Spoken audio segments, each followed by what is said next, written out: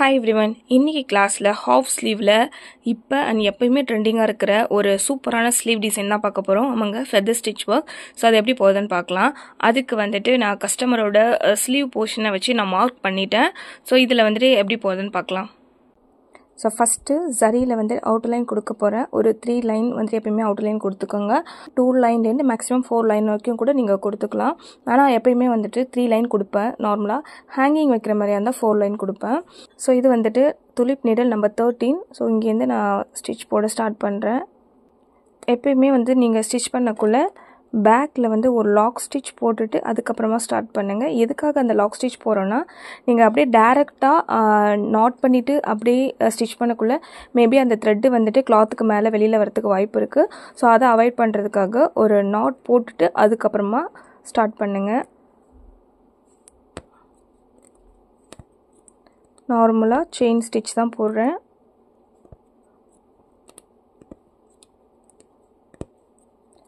So உங்களுக்கு இந்த sleeve டிசைனை வந்துட்டு எப்படி மார்க் பண்ணுறது, ப்ளவுஸ் மார்க்கிங்னா ஆல்ரெடி நான் வீடியோ போட்டிருக்கேன்.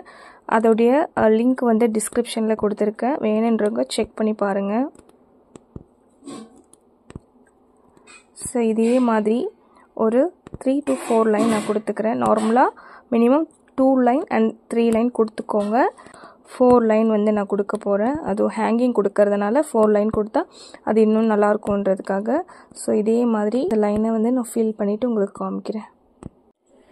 ஸோ இப்போ வந்துட்டு நான் ஜரி லைன் வந்து கொடுத்து ஃபில் பண்ணிட்டேன். அடுத்து வந்துட்டு ஒரு line sugar bead and 3mm bead ஒரு லைன், தென் நெக்ஸ்ட் ஒரு லைன் சுகர் பீட் வந்து கொடுக்க போகிறேன். ஸோ பார்க்கலாம். பீடுக்கு யூஸ் பண்ணுற நீடில் எடுத்துக்கோங்க. ஸோ எப்பயும் போல் லாக் ஸ்டிச் போட்டுக்கோங்க. துலிப் நீடிலுக்கும் அயன் நீடிலுக்கும் என்ன வித்தியாசம்னா, துலிப் நீடிலில் வந்து இந்த மாதிரி பீடு அதிகமாக உங்களுக்கு லோட் பண்ணி ஸ்டிச் பண்ண முடியாது. பட் இது மாதிரி அயன் நீடிலில் வந்துட்டு நிறைய ஒரே டைமில் நிறைய பீடு வந்து லோட் பண்ணி ஸ்டிச் பண்ண முடியும். ஸோ அதனால தான் நிறைய டிசைனர் வந்துட்டு இந்த மாதிரி அயன் நீடில் வந்து யூஸ் பண்ணுறாங்க. ஸோ நான் லோட் பண்ணிவிட்டு சுகர் பீடை பொறுத்த வரைக்கும் எப்பயுமே 2 பீடாக ஸ்டிச் பண்ணுங்கள். 3, 4ன்னு ஸ்டிச் பண்ணாதீங்க. உங்களுக்கு கிளாத்தில் ஸ்டிச் பண்ணும்போது வேணால் அது பர்ஃபெக்டாக இருக்கிற மாதிரி இருக்கும். கிளாத்தை விட்டு ரிமூவ் பண்ணதுக்கப்புறமா கண்டிப்பாக வந்துட்டு அது அன்ஈவனாக ஒரு மாதிரி நெளி நெளியாக இருக்கும். 2 பீடுக்கு மேலே ஸ்டிச் பண்ணாதீங்க.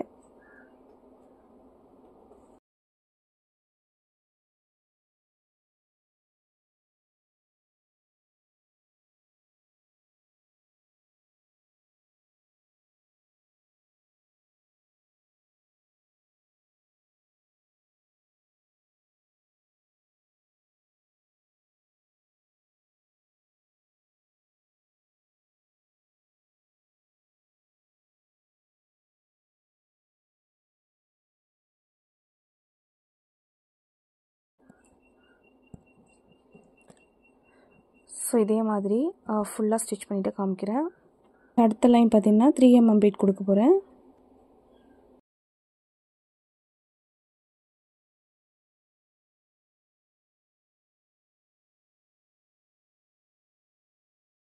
ஃபுல்லாக கம்ப்ளீட் பண்ணிவிட்டு நெக்ஸ்ட்டு ஒரு லைன் சுகர் பீட் கொடுத்துட்டு காமிக்கிறேன்.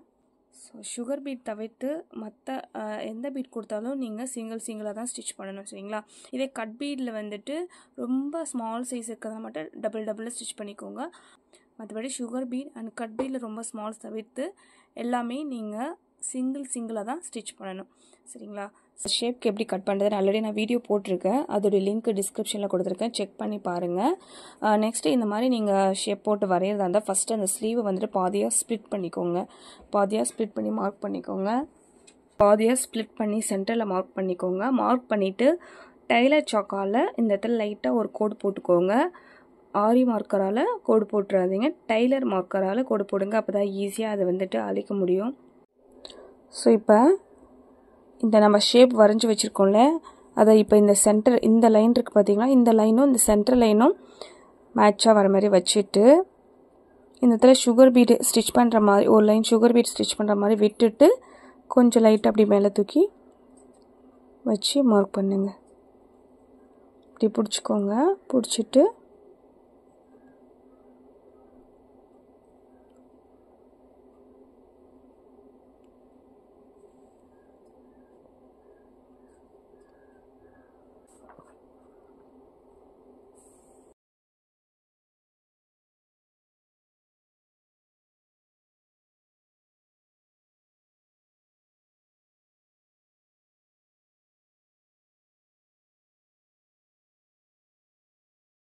ஸோ இந்த கேப்பையுமே வந்துட்டு இப்படி வச்சு மார்க் பண்ணி ஃபில் பண்ணிவிடுங்க. ஸோ இதே மாதிரி இந்த சைடையும் நான் மார்க் பண்ணிக்கிறேன். ஸோ இப்போ 2 சைடுமே நான் மார்க் பண்ணிட்டேன். நெக்ஸ்ட்டு இங்கே மேலே அடுத்த லைன் எப்படி மார்க் பண்ணுறதுன்னு பார்க்கலாம். பாருங்கள். ஸோ இப்போ இந்த லைன் இருக்குல்ல, இந்த லைனும் ஈக்குவலாக வர மாதிரி வச்சுட்டு ட்ரா பண்ணுங்கள்.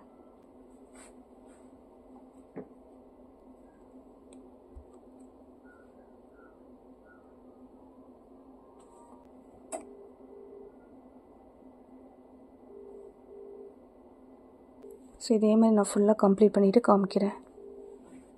ஸோ இப்போ ஃபுல்லாக ட்ரா பண்ணிவிட்டேன். பேக்கில் வந்துட்டு ஒரு லாக் ஸ்டிச் போட்டுட்டு ஸ்டார்ட் பண்ணுங்கள். இப்போ 2 பீடாக நான் வந்துட்டு ஸ்டிச் பண்ணிக்கிறேன்.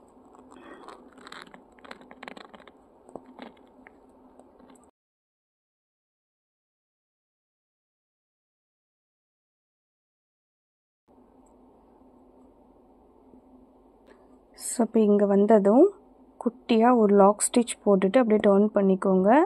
கர்வ் வரைக்கும் வராதிங்க, ஏன்னா இந்த இடத்துல நம்ம வந்து சுகர் பீட் ஒரு லைன் கொடுக்க போகிறோம். ஸோ அதுக்காக இந்த கேப் விட்டுட்டு திரும்ப அப்படியே டர்ன் பண்ணிக்கோங்க. குட்டியாக ஒரு லாக் ஸ்டிச் போட்டுட்டு அப்படியே டர்ன் பண்ணிக்க வேண்டியதான்.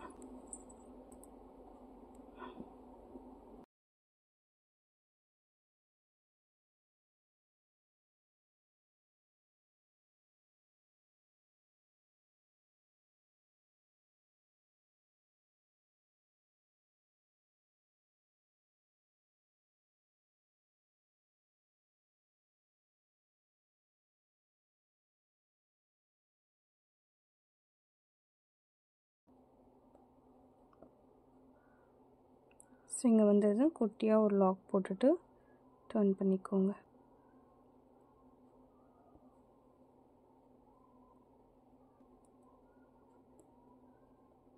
ஸோ இதே மாதிரி இதை ஃபுல்லாக கம்ப்ளீட் பண்ணிவிட்டு உங்களுக்கு காமிக்கிறேன். ஸோ இப்போ நான் ஃபுல்லாக வந்து கம்ப்ளீட் பண்ணிட்டேன். ஸோ அடுத்ததாக ஸ்டோன் செயினை வந்துட்டு நம்ம இங்கே கொடுக்க போகிறோம். நீங்கள் ஸ்டோன் செயின் யூஸ் பண்ணுறீங்க அப்படின்னா அதை ஃபஸ்ட்டு க்ளூ போட்டு ஒட்டிட்டு அதுக்கப்புறமா ஸ்டிச் பண்ணுங்கள். அப்போ தான் உங்களுக்கு ஈஸியாக இருக்கும். இல்லைனா துள்ளிக்கிட்டே இருக்கும், உங்களுக்கு பர்ஃபெக்டாக ஸ்டிச் பண்ணுறதுக்கு வராது. ஸோ ஒரு பிகினராக இருக்கீங்க அப்படின்னா கண்டிப்பாக க்ளூ போட்டு ஒட்டிட்டு அப்புறமா ஸ்டிச் பண்ணுங்கள். அதிகமாக ப்ராக்டிஸ் ஆனதுக்கப்புறம் நீங்கள் டைரெக்டாக ஸ்டிச் பண்ணிக்கலாம். சரிங்களா? ஸோ இந்த ஸ்பேஸுக்கு ஏற்ற மாதிரி க்ளூ அப்ளை பண்ணிவிட்டு ஸ்டோன் செயினை கட் பண்ணி ஒட்டிக்கோங்க. ஸ்டோன் செயின் வந்து ஃபுல்லாக ஒட்டிட்டேன். ஸோ இது எப்படி ஸ்டிச் பண்ணுறதுன்னு பார்க்கலாம். ஸோ இங்கேருந்து ஸ்டிச் எடுக்கிறேன்.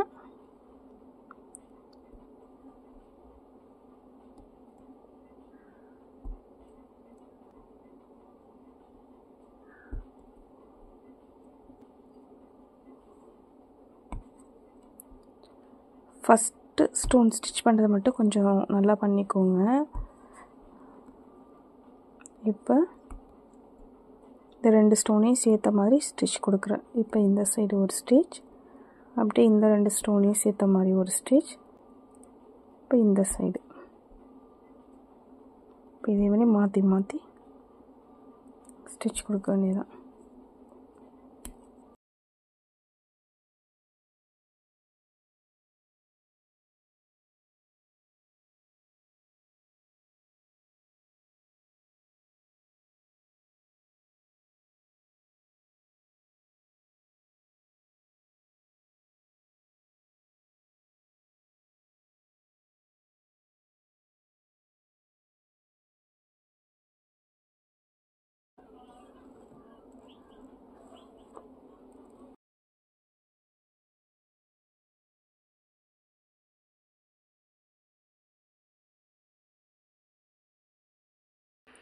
ஸோ நான் ஃபுல்லாக கம்ப்ளீட் பண்ணிட்டேன். நெக்ஸ்ட்டு வந்துட்டு ஒரு 3mm beat and sugar beat கொடுத்து இந்த இடத்துல வந்துட்டு நான் டிசைன் பண்ண போகிறேன். ஸோ காமிக்கிறேன்.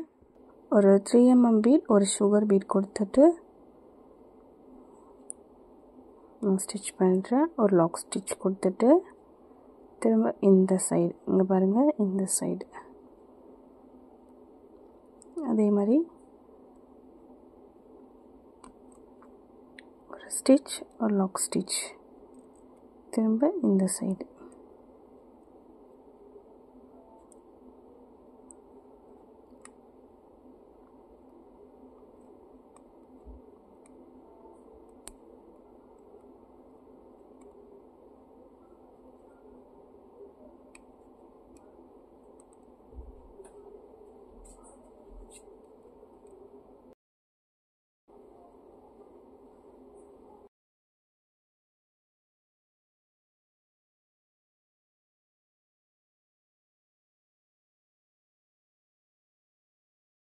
ஃபுல்லாக கம்ப்ளீட் பண்ணியாச்சு.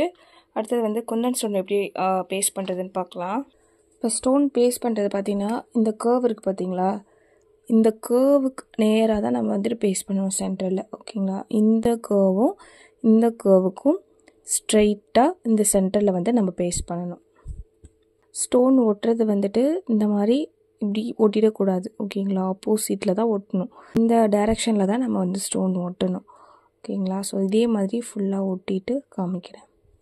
Next fabric glue or B7000 ரெண்டுத்தில் எது பெஸ்ட்டுன்னா, ஸோ இந்த மாதிரி சில்வர் கோட் உள்ள பிளாஸ்டிக் ஸ்டோன் வந்துட்டு நீங்கள் ஒட்டுறீங்க அப்படின்னா நீங்கள் வந்துட்டு ஃபேப்ரிக் க்ளூ வந்து யூஸ் பண்ணிக்கோங்க. இந்த மாதிரி ஃபிட்டிங் ஸ்டோன் இருக்குது பார்த்தீங்களா, ஸோ இதுக்கு வந்துட்டு நீங்கள் B7000 யூஸ் பண்ணிக்கலாம், இல்லைனா ஃபேப்ரிக் க்ளூ கூட யூஸ் பண்ணிக்கலாம். ஸோ இதுக்கு வந்துட்டு நீங்கள் ஃபேப்ரிக் க்ளூ யூஸ் பண்ணுங்கள், நல்லாயிருக்கும். ஒரு லைன் சுகர் பீட் கொடுத்துக்கலாம்.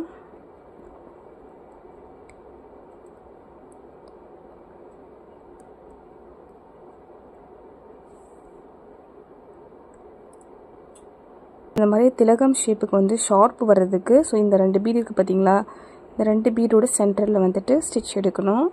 இங்கே பாருங்கள், அப்படி திரும்ப வந்துட்டு கண்டினியூ பண்ணணும். ஸோ இதே மாதிரி எல்லாத்துக்குமே வந்துட்டு சுகர் பீட் கொடுத்து கம்ப்ளீட் பண்ணிக்கோங்க. அடுத்தது வந்து சில்க் த்ரெட் யூஸ் பண்ணி எப்படி ஃபெதர் ஸ்டிச் கொடுக்குறதுன்றதை பார்க்கலாம். ஸ்ப்ளிட் பண்ணிக்கோங்க.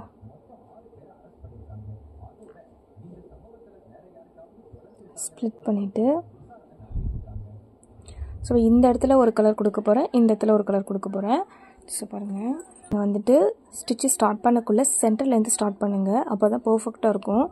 ஸோ இங்கேருந்து ஸ்டிச்சு நான் வந்து எடுக்கிறேன். ஒரு லாக் ஸ்டிச் போட்டுக்கோங்க. இங்கே ஒரு ஸ்டிச், தென் ஒரு லாக் ஸ்டிச்.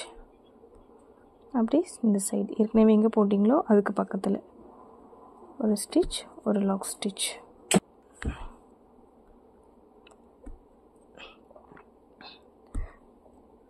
இந்த இடத்துல நீங்கள் வந்து ஸ்ட்ரைப்டு லீஃபே கொடுக்குறதா இருந்தாலும் கொடுக்கலாம், இல்லை இந்த மாதிரி ஃப்ளாட் லோட் கொடுக்குறதா இருந்தாலும் கொடுக்கலாம்.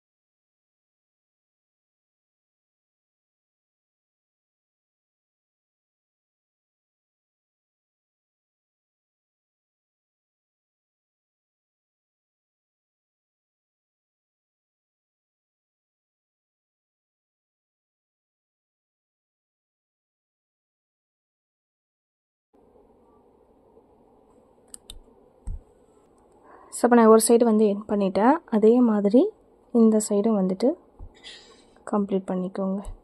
ஸோ இப்போ இதே மாதிரி எல்லா ஸ்பேஸையும் ஃபில் பண்ணிவிட்டு காமிக்கிறேன். ஸோ இப்போ ஃபுல்லாக கம்ப்ளீட் பண்ணியாச்சு. இதில் வந்து ஃபெதர் ஸ்டிச் வந்து எப்படி கொடுக்குறதுன்னு பார்க்கலாம். இப்போ போடுற அந்த லைன் வந்து ஒரே ஈவனாக இருக்கணுன்றதுக்காக ஸ்ப்ளிட் பண்ணிக்கிறேன். சென்டர்லேருந்து ஸ்டார்ட் பண்ணுங்கள். வேறு கலர் எடுத்திருக்கேன். பேக்கில் வந்துட்டு ஒரு லாக் ஸ்டிச் போட்டுட்டு ஸ்டார்ட் பண்ணுங்கள். இப்போ இங்கே ஒரு லைன் போட்டோம்ல, அந்த லைனில் வந்துட்டு ஒரு ஸ்டிச், தென் இங்கே ஏற்கனவே நம்ம ஸ்டிச் போட்டிருக்கோம்ல அந்த இடத்துல ஒரு ஸ்டிச் அப்படியே எடுத்துகிட்டு வந்து எங்கே நீங்கள் த்ரெட்டு வந்து எடுத்தீங்களோ அதே இடத்துல ஒரு ஸ்டிச், ஒரு லாக் ஸ்டிச். திரும்ப இந்த சைடு ஏற்கனவே போட்ட லைனுக்கு பக்கத்தில் திரும்பி எடுத்துகிட்டு வந்து ஒரு ஸ்டிச், ஒரு லாக் ஸ்டிச். ஸோ இதே மாதிரி கொடுக்க வேண்டியதான்.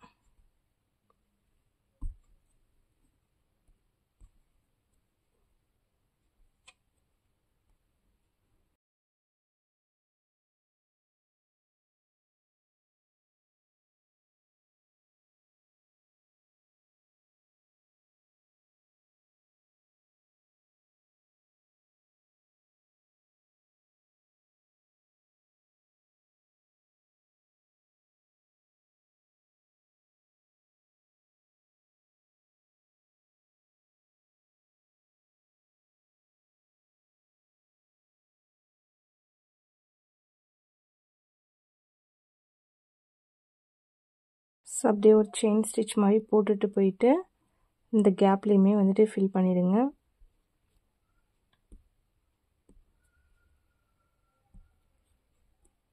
இப்போ இந்த இடத்துல வந்துட்டு நான் எண்ட் பண்ணிக்கிறேன். ஸோ இப்படி இந்த சைடு கொடுத்த மாதிரி இந்த சைடும் ஃபில் பண்ணிக்கிறேன். ஃபைனலாக கம்ப்ளீட் பண்ணியாச்சு. நான் வந்து இதுக்கு ஹேங்கிங் கொடுக்க போகிறேன். ஸோ அதையும் பார்க்கலாம் எப்படி போகிறதுன்னு. ஸோ இன்ச் டேப்பால் ஃபஸ்ட்டு ஒரு 1/2 இன்ச்சுக்கு வந்துட்டு மார்க் பண்ணிக்கோங்க.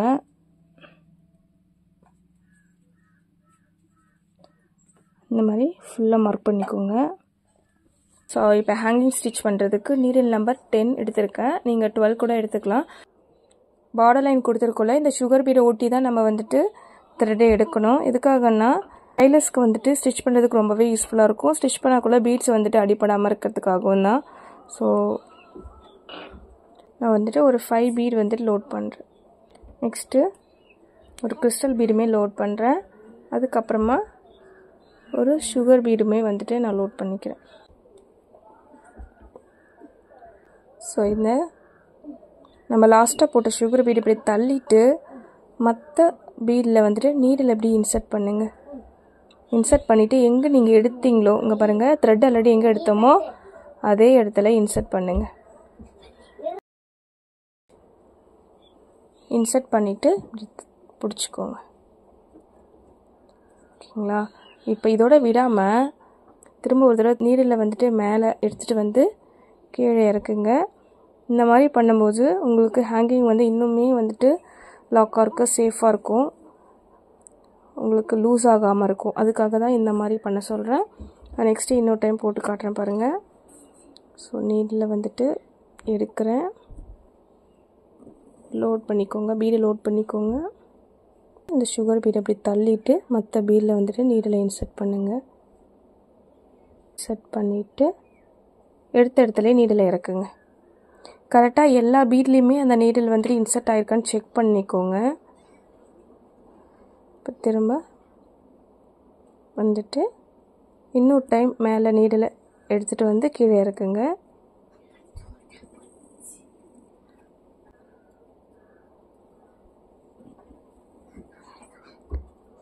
ஸோ இதே மாதிரி நான் ஃபுல்லாக கம்ப்ளீட் பண்ணிவிட்டு காமிக்கிறேன். ஸோ நான் ஃபுல்லாக கம்ப்ளீட் பண்ணிட்டேன். இதே மாதிரி நீங்களும் உங்கள் ப்ளவுஸில் ட்ரை பண்ணி பார்த்துட்டு எனக்கு கமெண்ட் பண்ணுங்கள். நெக்ஸ்ட்டு இந்த ப்ளவுஸை ஸ்டிச் பண்ணிவிட்டு அதோடைய ரிசல்ட் எப்படி இருக்குன்றதை நான் வந்துட்டு அட்டாச் பண்ணியிருக்கேன் பாருங்கள்.